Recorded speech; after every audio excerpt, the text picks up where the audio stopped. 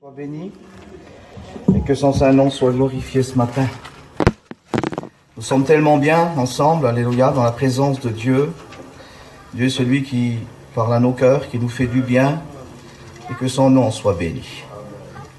C'est pour moi ce matin un honneur, comprenez-le, une grâce, un privilège que Dieu me donne d'apporter le conseil de sa parole. Je tiens vraiment à remercier mes frères qui sont là, qui m'ont donc laissé la place ce matin à prêcher la parole de Dieu. Je bénis Dieu pour cette vision spirituelle, alléluia. Nous sommes dans le plan de Dieu et je crois que, alléluia, il y a un bon partage qui se fait dans cette mission. Que Dieu soit béni et que son Saint-Nom soit glorifié. Comme je vous disais ce matin, je vous le cache pas, j'ai une crainte dans mon cœur d'apporter la parole de Dieu. La parole de Dieu est tellement grande, tellement importante. Et Seigneur, nous sommes tellement petits, tellement insignifiants par rapport à la grandeur de Dieu.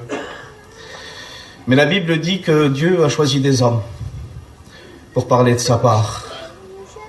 Et ça, c'est dans le plan de Dieu. Je voudrais ce matin être saisi par le Saint-Esprit pour vous communiquer les mots, les paroles qui viennent du ciel. C'est pas facile de prêcher la parole de Dieu, mais il y a un désir qui est là dans nos cœurs. Et puis c'est tellement fort que nous nous réjouissons de prêcher la Bible, nous serviteurs de Dieu. C'est comme ça. Que Dieu soit béni et que son Saint-Nom soit glorifié. Alors ce matin, j'ai un message sur mon cœur, et puis ce message-là, j'ai eu, c'est vrai, l'occasion déjà de l'apporter, et ça ne me gêne pas ce matin. Ça ne me gêne pas de l'apporter encore une fois. Je crois, alléluia, que dans la parole de Dieu, il n'y a pas d'hasard. Si Dieu a décidé de parler ainsi, il va le faire. Je le crois de tout mon cœur. Alléluia, que Dieu soit béni et que son Saint-Nom soit glorifié. Je voudrais parler avec vous ce matin et voir à travers la parole de Dieu une histoire qui est bien connue, une histoire qu'on connaît tous, qu'on a écoutée, mais en vérité, on n'écoute pas souvent parler de cette histoire. Et puis, lorsque j'ai fait cette lecture, lorsque j'ai lu cette histoire-là, ça m'a donné un petit peu à réfléchir par rapport à cela. Ça m'a donné un petit peu à réaliser, si vous voulez, par rapport à la parole de Dieu, ce qui est dit. C'est le premier miracle que Jésus a fait. C'est le premier miracle. C'est vrai qu'on connaît cette histoire. Mais on n'entend pas souvent parler, mais c'est comme ça. Et puis lorsque j'ai fait cette lecture-là, la Bible dit que le premier miracle que Jésus a fait, c'était l'eau changée en vin. Et puis alors, Seigneur, je me suis posé des questions. Et puis j'ai voulu un petit peu regarder par rapport à la parole de Dieu, le pourquoi. Vous savez, lorsqu'on lit les évangiles, lorsqu'on parcourt un petit peu la parole de Dieu, et lorsqu'on voit en vérité ce que Jésus-Christ a accompli de son ministère sur la terre, de son vivant sur la terre, nous voyons que Jésus-Christ a accompli des choses extraordinaires par rapport à son ministère. Et il continue bien sûr, mais il a accompli des choses extraordinaires par rapport à son ministère sur la terre. Lorsque nous lisons la Bible, par exemple, il a calmé la tempête, il a marché sur l'eau, il a purifié les lépreux, il a fait marcher les paralytiques. Rappelez-vous, Lazare mort depuis quel jour dans le tombeau? La parole de Dieu nous dit que son corps était décomposé, il sentait déjà. Et la Bible dit que là, Jésus, par sa parole puissante, par sa parole créatrice, alléluia, il parle. Et le mort sorti du tombeau, il y a là la résurrection qui se fait, il y a là la vie qui est là. Alors je me suis posé des questions, je me suis dit, Seigneur, mais pourquoi alors? Pourquoi ce premier miracle? Parce qu'en vérité, derrière tout ça, mes frères et sœurs, il y a un message pour nous. Oui, derrière tout ça, il y a un message pour nous. Il n'y a pas d'hasard avec Dieu. Lorsque Dieu accomplit quelque chose, il n'y a pas d'hasard avec lui. Alors on lit ce passage de la parole de Dieu qui se trouve dans le livre de Jean, Jean 2. Écoutez ce qu'il est dit. Il est dit ces paroles. 3 jours après, il y eut des noces à Cana, en Galilée. La mère de Jésus était là. Et Jésus fut aussi invité aux noces avec ses disciples. Et la parole de Dieu dit ces mots. Le vin ayant manqué. Là, nous sommes dans Jean 2. Alors, il est précisé dans la parole de Dieu, ces mots-là. 3 jours après. 3 jours après. Pourquoi qu'il est précisé cela? Pourquoi que le Saint-Esprit a jugé bon de préciser ces mots-là? Parce qu'en vérité, lorsque nous voyons la parole de Dieu un peu avant, il y a eu, si vous voulez, un miracle qui s'est fait. Il y a eu une conversion qui s'est faite, si vous voulez. Il y a une conversion d'un homme qui était religieux, d'un homme qui était vrai, qui était sincère, qui connaissait les Écritures, qui connaissait les lois, qui connaissait les prophéties. Bien sûr, c'était une conversion de Nathanaël.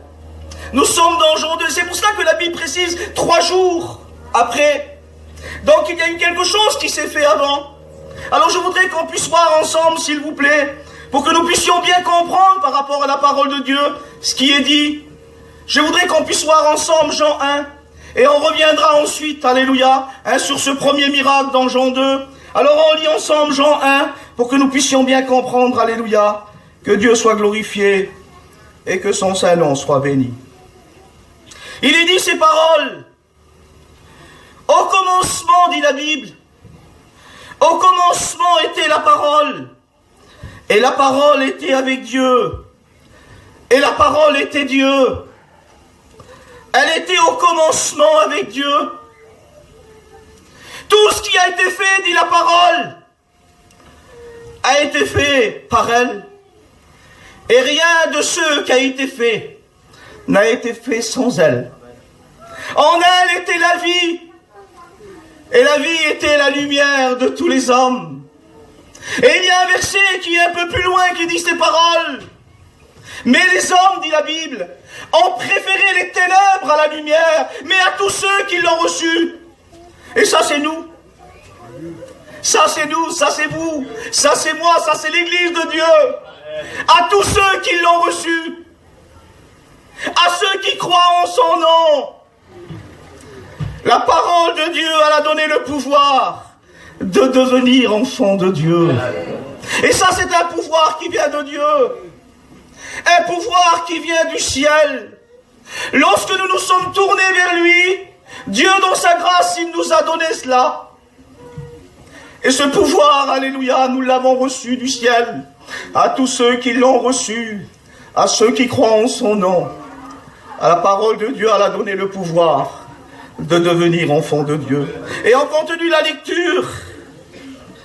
Écoutez ce qu'il est dit, écoutez ce qu'il est dit ici. La Bible dit ces paroles. La Bible dit que Jean rendit ce témoignage. Et il va dire ces mots. J'ai vu l'Esprit descendre du ciel comme une colombe et s'arrêter sur lui concernant Jésus-Christ.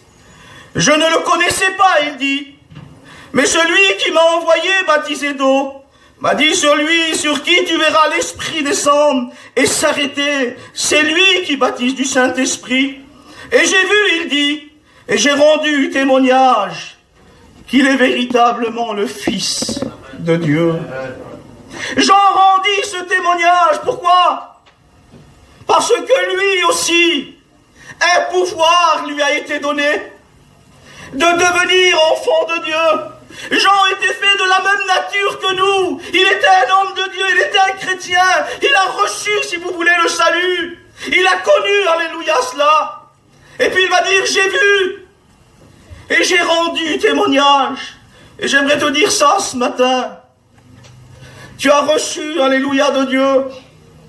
Tu as reçu de Dieu.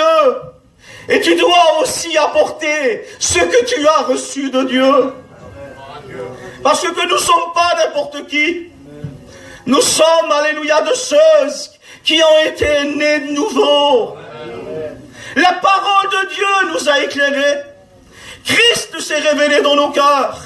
Et aujourd'hui, nous sommes de ceux, alléluia, qui connaissent la vérité. Jésus a dit, je suis la vérité. Je suis le chemin, alléluia, et la vie. Et aujourd'hui, nous possédons, nous apportons la vie. Parce que Christ nous l'a donné. Un pouvoir, alléluia, un pouvoir vous a été donné. Un pouvoir. Et Jean va dire ces mots, j'ai vu l'Esprit de Dieu descendre sur lui. Je ne le connaissais pas, il dit. Je ne le connaissais pas, mais celui qui m'a dit, sur qui tu verras l'Esprit descendre, c'est lui qui baptise du Saint-Esprit. Cela veut dire qu'à travers cette parole de Dieu, à travers cette lecture de la Bible, nous voyons que Jean reçut une révélation d'Esprit.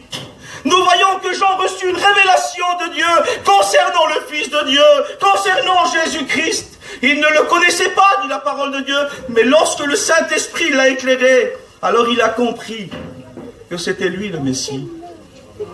Il a compris que c'était lui le Messie. Et c'est vrai qu'auparavant on était comme ça, nous. On ne connaissait pas Jésus. On ne connaissait pas la grâce. On ne connaissait pas l'amour de Dieu.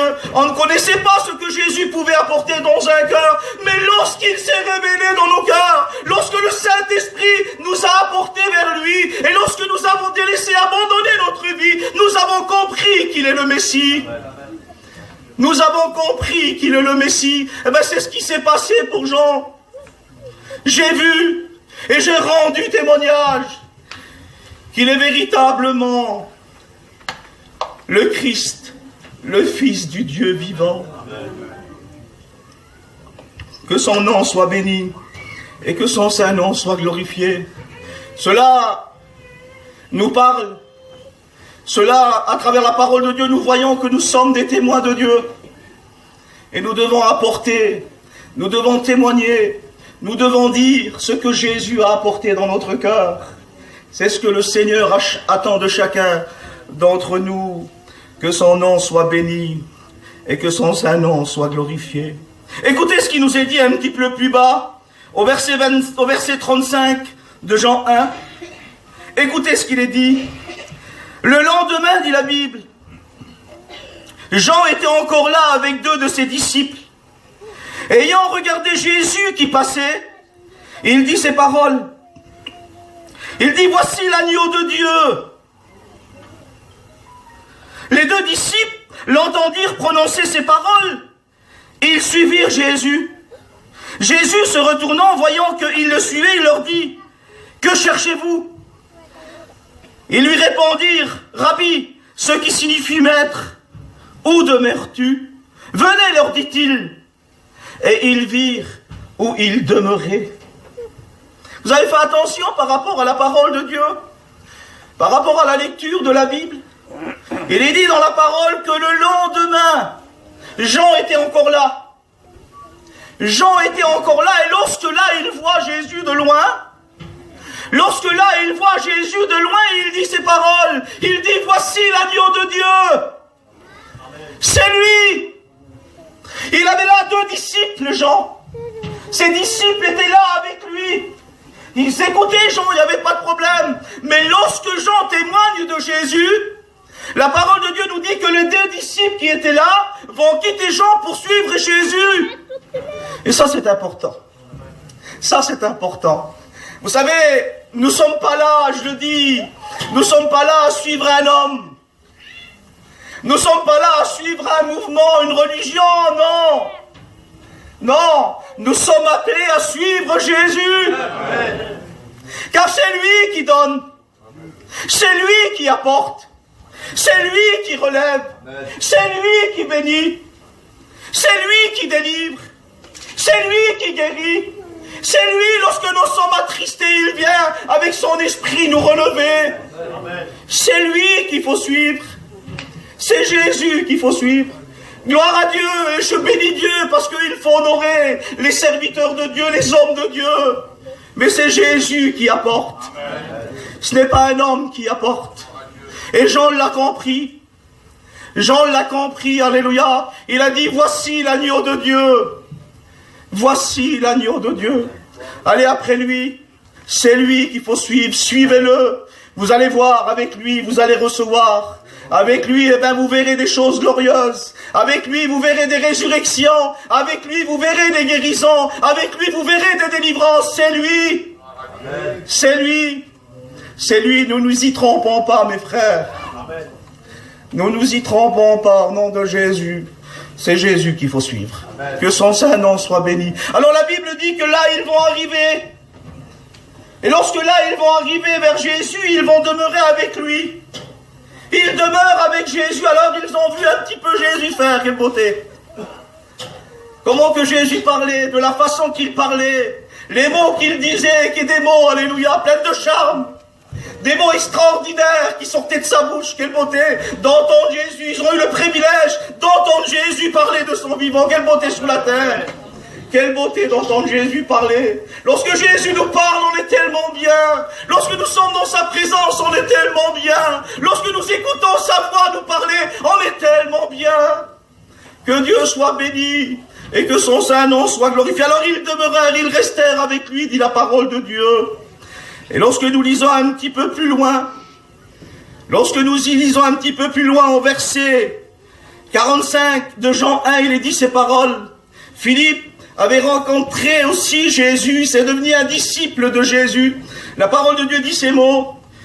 Philippe rencontra Nathanaël et lui dit, nous avons trouvé celui de qui Moïse a écrit dans la loi et dont les prophètes ont parlé, Jésus de Nazareth. Nathanaël lui dit ces paroles, peut-il venir quelque chose de bon de Nazareth? Philippe lui répondit, viens et vois. Viens et vois. Alors Philippe est un disciple de Jésus. Philippe a rencontré Jésus. Il sait qui est Jésus. Il sait que Jésus-Christ est celui qui apporte. Il est le Messie trop attendu, il est là. Et puis lui, il rencontre, si vous voulez, Nathanaël. Nathanaël, c'est son ami, c'est son copain sûrement. Alors il vient trouver Nathanaël avec des mots en disant, nous avons trouvé celui que Moïse a écrit dans le livre et dont les prophètes ont parlé, Jésus de Nazareth. Et lui il dit, mais peut-il venir quelque chose de bon de Nazareth? Parce qu'en vérité, selon la parole de Dieu, le Messie attendu venait de Bethléem, si vous voulez, devait naître à Bethléem. Et c'est pour cela que lui, il ne savait pas trop par rapport à ça. Mais en vérité, lorsque Philippe vient le trouver, il dit, nous avons trouvé celui de qui Moïse a écrit dans la loi et dont les prophètes ont parlé, Jésus de Nazareth. Alors, Philippe essaye de parler, Philippe essaye de convaincre, Philippe essaye de trouver les mots, si vous voulez, pour essayer d'apporter Nathanaël à Jésus, pour qu'il puisse en vérité réaliser, comprendre que c'est lui le Messie attendu. Mais quelquefois on est là, et quelquefois on essaye de parler, quelquefois on essaye de trouver les mots, avec notre capacité à nous, essayer de convaincre quelqu'un, de dire viens à Jésus, il est vrai, il est la vérité, c'est vrai, il faut le faire, merci Seigneur. Mais quelquefois on est limité, nous, par rapport à cela. Vous savez, pour se tourner vers Jésus, il faut faire sa propre expérience. Il faut réaliser l'amour de Dieu. Il faut goûter la présence de Dieu. Il faut venir, alléluia, vers Jésus et dire, Seigneur, si c'est vrai, alors fais-moi ressentir. Et puis lorsque Philippe a apporté Nathanaël à Jésus, Jésus l'a vu de loin, apportant, alléluia, des âmes à Jésus. Simplement apportant des âmes à Jésus. Quelquefois on n'a pas les mots. Quelquefois notre langage est limité. Mais il est bon de dire, viens mon frère, fais ton expérience et tu verras et tu comprendras l'amour de Dieu. Viens ma sœur, tourne-toi vers Jésus, tu verras qu'est-ce qu'il peut t'apporter. Et lorsqu'on agit ainsi, alors le Seigneur est celui qui agit, le Seigneur est celui qui donne, le Seigneur est celui, alléluia, qui transforme les cœurs. Et lorsque le cœur est transformé, on comprend. Alors qu'est-ce qui s'est passé pour Philippe, là, pour Nathanaël là? Qu'est-ce qui s'est passé pour lui? Lorsqu'il arrive vers Jésus, Jésus le vit, dit la Bible. Et lorsque Jésus le vit, il dit ces paroles. Jésus dit ces mots. Voici, il dit, un Israélite dans lequel il n'y a point de fraude. Voici un homme israélite dans lequel il n'y a point de fraude. Et lui, il est là, il écoute ces paroles-là. Il dit, mais d'où me connais-tu? D'où me connais-tu? La Bible dit que Jésus va parler. Écoutez bien. Jésus va parler et il dit, quand tu étais là-bas, sous le figuier, je t'ai vu. Quand tu étais là-bas, sous le figuier, je t'ai vu. Tout à l'heure, le frère a dit que Dieu voit tout. Dieu sait tout. Dieu connaît tout. Dieu est partout. On ne peut rien lui cacher à Dieu. Dieu nous voit, Dieu te voit. Ce matin, Dieu connaît ton état. Dieu connaît ta position. Nathanaël était là-bas sous son figuier. Sûrement que pour lui, il était tout seul. Et puis sûrement, il n'est pas dit dans la parole de Dieu, mais dans son cœur, il avait une demande. Sûrement que c'était comme ça. Dans son cœur, il y avait là une demande.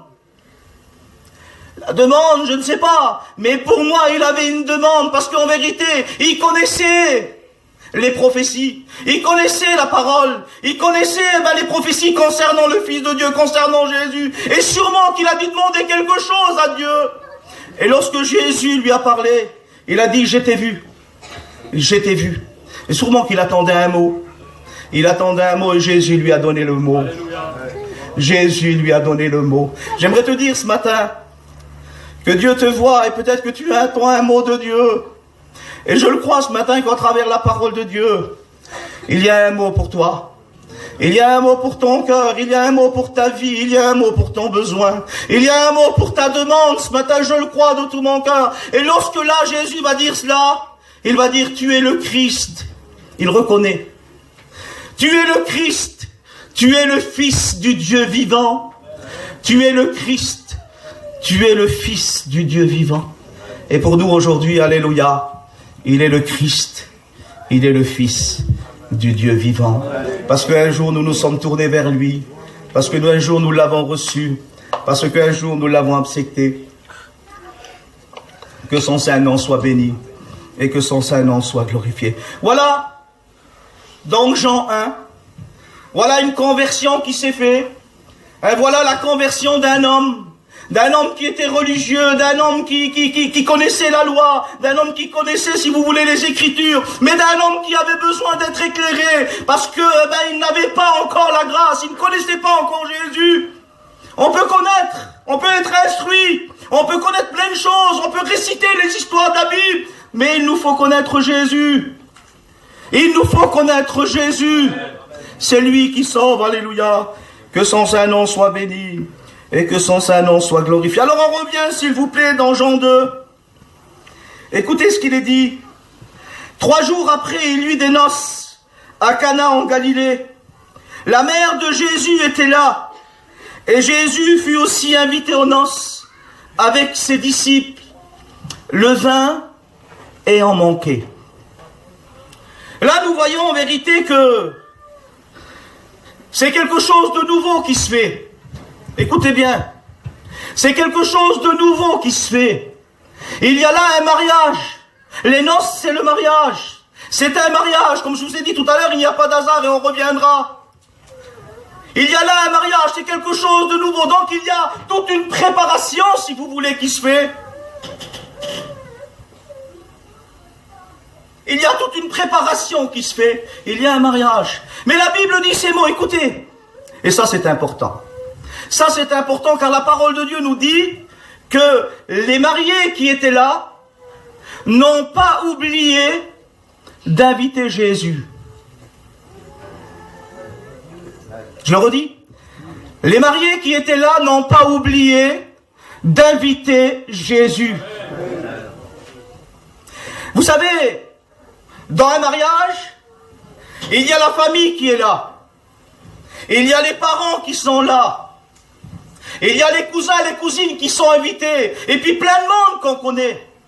Là, en vérité, il n'y a pas de souci, si vous voulez. Il n'y a pas de problème. Il n'y a pas de malade. Il n'y a pas de séparation. On n'est pas angoissé. On est bien, on s'amuse, on rigole. Pour certains, on danse, on est là. Mais la Bible dit que ce couple-là, ce jeune couple qui est là, n'ont pas oublié d'inviter Jésus. Vous savez, aujourd'hui, parmi notre famille, parmi nous, il y a beaucoup de personnes aujourd'hui.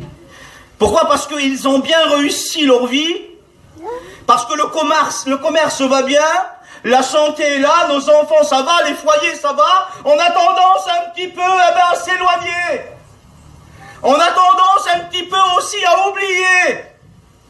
oublier Dieu, de le mettre de côté, et on verra plus tard quand ça ira mal. Quand ça ira mal. Mais ce couple-là, tout allait bien. Ils n'ont pas oublié d'inviter Jésus. Donc il nous faut, alléluia, inviter Jésus. Il faut que Jésus soit dans notre maison. Il faut que Jésus soit dans notre foyer. Il faut que Jésus soit là. Car malheureusement, je le dis en vérité, et vous le savez comme moi, nous sommes ici-bas sur la terre. Et cette terre, c'est une terre de misère. Une terre de problèmes. Une terre de souffrance. Une terre de séparation. Une terre de maladie. C'est comme ça. On est ici-bas et puis on subit des choses. On subit des choses, c'est comme ça. Mais il nous faut Jésus quand tout va bien. Parce que lorsque tout ira mal, nous savons qu'il sera là à nos côtés. Lorsqu'on passera par des découragements, des faiblesses ou de la maladie, nous savons qu'il sera là à nos côtés. Donc il nous faut, alléluia, avoir Jésus quand tout va bien. Et il nous faut avoir Jésus quand tout va mal. Et ça c'est important. Ça c'est important. Un jour, dit la parole de Dieu, il y avait là Jésus avec ses disciples. Et la parole de Dieu nous dit que il va obliger, Jésus va obliger ses disciples à passer de l'autre côté du lac. Écoutez bien. Il oblige aux disciples de passer de l'autre côté. Tout est bien. Il n'y a pas de problème. Il n'y a rien en particulier qui empêche d'aller de l'autre côté. La mer est calme. Le lac est calme. Il n'y a pas de vent, il n'y a pas de tempête. Mais lorsque Jésus les oblige à passer de l'autre côté, arrivé au milieu, le vent commence à souffler. La tempête commence à se déchaîner. Les éléments sont déchaînés. Tout allait bien au départ. Tout allait bien au départ. Mais lorsque le vent a soufflé, ils ont su, alléluia, crier à Jésus. Et ça, c'est important. Lorsque nous avons Jésus dans notre vie, dans notre barque, même s'il y a la tempête, même si les éléments sont déchaînés, nous savons qu'il est là. Nous savons qu'il est là. Et la Bible dit que sur le soir, Jésus marcha sur les eaux. Jésus marcha sur l'eau. Et puis lorsqu'ils vont voir Jésus, ils vont avoir peur, dit la Bible. Ils vont avoir peur, ils vont croire que c'était un fantôme. C'est la parole de Dieu qu'il déclare. Quelquefois, Seigneur, on est là et puis on a peur. Quelquefois, on est là et puis dans notre cœur, nous avons une crainte d'avoir une mauvaise nouvelle ou autre chose. Mettez ce que vous voulez. Alors on a peur. Et la Bible dit que Jésus va les rassurer. J'aimerais te dire ce matin que Jésus est celui qui te rassure. Alléluia. Et il te rassure en disant, je suis avec toi. En disant, je suis là quand tout va bien, mais je suis là quand tout va mal. Parce que tu as su garder ma parole quand tout allait bien. Alors je suis là quand tout va bien, quand tout va mal. Même dans la tempête, Jésus est là. Même dans l'épreuve, Jésus est là. Et puis la Bible dit que Pierre va dire, mais si c'est toi, Seigneur, alors ordonne que je vienne vers toi. Viens. Viens, Pierre. Alors j'imagine que lorsque Pierre est là, il commence à marcher. Je ne sais pas combien de pas qu'il a fait. Mais comme je vous ai dit tout à l'heure, les éléments étaient déchaînés, la tempête était là, le vent soufflait fort, Pierre est dans le creux de la vague, et c'est compliqué pour lui, c'est difficile pour lui. Pierre, vous savez ce qu'il va faire, Pierre? Vous savez pourquoi il commence à couler? C'est parce qu'en vérité, il détourne les regards de Jésus. C'est parce qu'il détourne les regards de Jésus. Lorsqu'on détourne les regards de Jésus, et puis ça, il y a un point en vérité d'interrogation par rapport à cela. Lorsqu'on détourne les regards de Jésus, c'est dangereux. C'est dangereux. Lorsqu'on détourne les regards de Jésus, c'est parce qu'on a vu ailleurs. C'est parce qu'on regarde ailleurs. C'est parce que quelquefois on se plaît à regarder ailleurs. C'est parce que quelquefois on se plaît à entendre ailleurs. Là, il y a un point d'interrogation, il faut qu'on s'interroge un petit peu aussi par rapport à notre vie spirituelle, par rapport à notre vie avec Dieu. Pierre a détourné les regards de Jésus. Et puis, il a commencé à couler. Il a commencé à couler. Mais je bénis Dieu pour la réaction de Pierre. Il a su crier à Jésus. Il a su crier à Jésus. Et je ne sais pas, peut-être que tu es comme ça ce matin. Peut-être que tu as détourné un petit peu le regard de Jésus et puis c'est compliqué pour toi, c'est difficile pour toi. Tu es là, tu es peut-être en train de couler un petit peu, je ne sais pas. Je le dis avec mes mots, ce n'est pas prévu que je dis ça, mais je le dis. Peut-être que tu es comme ça ce matin. Crie à Jésus tout simplement, par la foi, alléluia, avec une assurance, avec une confiance totale en Dieu. Et il est celui qui te tendra la main, il n'y a pas de problème. Dieu est amour, que son saint nom soit béni et que son saint nom soit glorifié. Alors le vin ayant manqué, c'est une fête, il s'amuse et puis il n'y a plus de vin, dit la parole de Dieu. Écoutez ce qu'il est dit un petit peu plus bas. Lorsque nous continuons la lecture, il est dit ces mots. La mère de Jésus lui dit, concernant Jésus, il lui dit, ils n'ont plus de vin. Jésus lui répondit, femme, qu'y a-t-il entre moi et toi? Mon heure n'est pas encore venue. Sa mère dit au serviteur, faites ce qu'il vous dira. Faites ce qu'il vous dira. Là, nous voyons que Marie qui est là, la mère de Jésus qui est là, va voir en vérité qu'il manque quelque chose. Il manque quelque chose, hein. La parole de Dieu nous le dit. Le vin ayant manqué, Marie va s'apercevoir qu'il n'y a plus de vin. Et j'ai réalisé ça, moi. J'ai réalisé ça, moi. Vous savez, comme tout serviteur de Dieu, lorsqu'on lit la Bible, on essaye de réfléchir un petit peu, on essaye de penser, et puis on demande à Dieu que Dieu puisse nous éclairer par rapport à la parole de Dieu. Et quelquefois, le Seigneur nous donne des pensées, et puis merci à Dieu. Et j'ai réalisé ça, moi. Lorsqu'on vient, lorsqu'on arrive, lorsqu'on parle avec un frère, lorsqu'on parle avec une sœur, lorsqu'on arrive dans un foyer et que nous voyons en vérité qu'il y a un souci, qu'il y a un problème, qu'il y a là une difficulté qui se fait, et puis nous voyons que ce foyer-là a besoin d'un mot de Dieu. Nous voyons que ce foyer-là a besoin de Dieu. Nous voyons que ce foyer-là a besoin d'une intervention de Dieu et qu'il est important, Seigneur, qu'il est important d'aller trouver Jésus, de fermer la porte derrière soi, rentrer dans sa chambre et de prier Dieu en disant, Seigneur, j'ai parlé avec telle et telle personne. J'ai vu, Seigneur, telle et telle personne. Il y a un besoin, il manque quelque chose. Il y a un besoin, Seigneur, il manque quelque chose. Accorde, Seigneur. Accorde, Seigneur. Marie a vu qu'il manquait quelque chose. Marie a vu qu'il manquait quelque chose. Et puis lorsque là, elle va se tourner vers Jésus, et Jésus va lui dire ces mots, écoutez, Jésus va lui dire, femme, qu'y a-t-il entre moi et toi? Mon heure n'est pas encore venue. Marie va dire ces paroles. Elle dit ces mots, écoutez. Elle dit, faites tout ce qu'il vous dira. Faites tout ce qu'il vous dira. Eh oui, c'est lui qu'il faut écouter, comme j'ai dit tout à l'heure. C'est lui, alléluia, qui fait. C'est lui qui apporte le miracle. C'est lui qui change l'eau en vin. C'est lui qui fait le miracle. Alléluia. Et puis Marie l'a compris.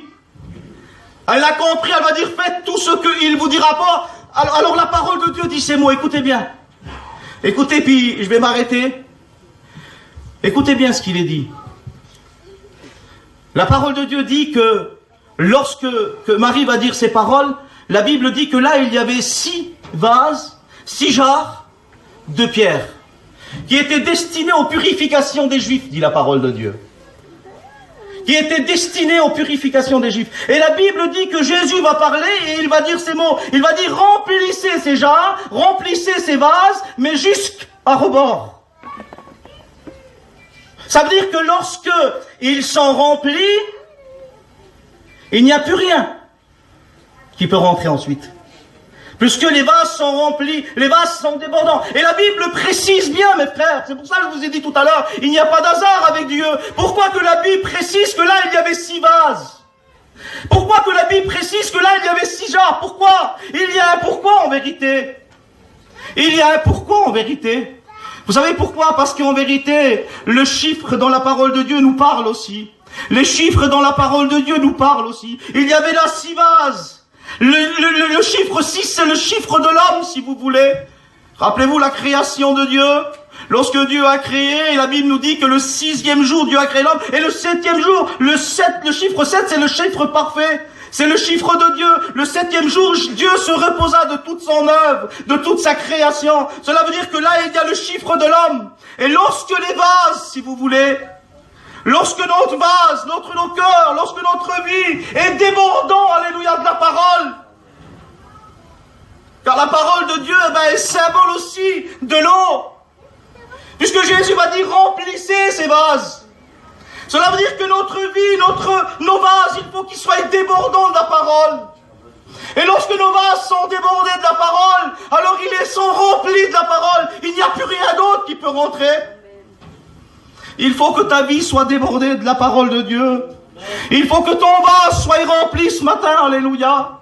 Et lorsque notre vase est rempli, alors il y a le miracle qui se fait. Il y a le miracle qui est là. Jésus va changer l'eau en vin. Jésus va changer l'eau en vin. Et vous savez que dans la parole de Dieu, le vin, c'est le symbole de la joie. Lorsque Dieu fait le miracle dans notre cœur, il y a la joie de l'esprit. Il y a la joie du salut, alléluia.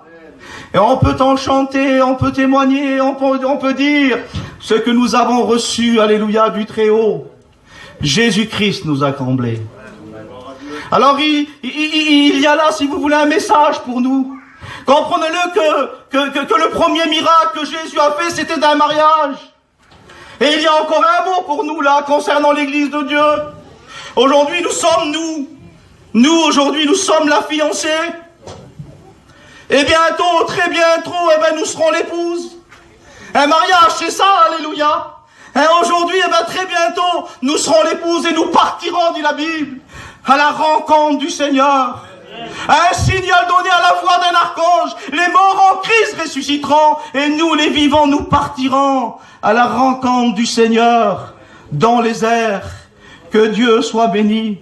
Oui, frères et sœurs, derrière tout ça, il y a un message pour nous. Il y a un message, il n'y a pas d'hasard avec Dieu. Si Dieu a jugé bon de faire ce premier miracle, changer l'eau en vin, comprenez-le, qu'il y a un message pour nous spirituel. C'est vrai que pour les gens du dehors, peut-être qu'il y ait, ce message-là est caché. Pourquoi? Parce qu'ils ne comprennent pas comme nous, ils n'ont pas l'esprit de Dieu, ils n'ont pas l'esprit de révélation, si vous voulez. Mais nous, aujourd'hui, nous sommes l'église de Dieu, et nous sommes animés du Saint-Esprit, et c'est pour cela qu'on comprend cela. Derrière tout ça, il y avait un message pour nous, et vous avez compris que ce matin, nous sommes, alléluia, la fiancée, et bientôt, nous serons l'épouse, alléluia, et nous partirons à la rencontre du Seigneur. Tel fut à Cana, dit la Bible, en Galilée, le premier des miracles que Jésus a fait. Il manifesta sa gloire, dit la parole. Et ses disciples crurent en lui. On prie le Seigneur ensemble. Je voudrais que Manassé commence à prier le Seigneur. Sois béni et que son saint nom soit glorifié ce matin. Nous sommes tellement bien ensemble, alléluia, dans la présence de Dieu. Dieu est celui qui parle à nos cœurs, qui nous fait du bien, et que son nom soit béni. C'est pour moi ce matin une honneur, comprenez-le, une grâce, un privilège que Dieu me donne d'apporter le conseil de sa parole. Je tiens vraiment à remercier mes frères qui sont là, qui m'ont donc laissé la place ce matin à prêcher la parole de Dieu. Je bénis Dieu pour cette vision spirituelle.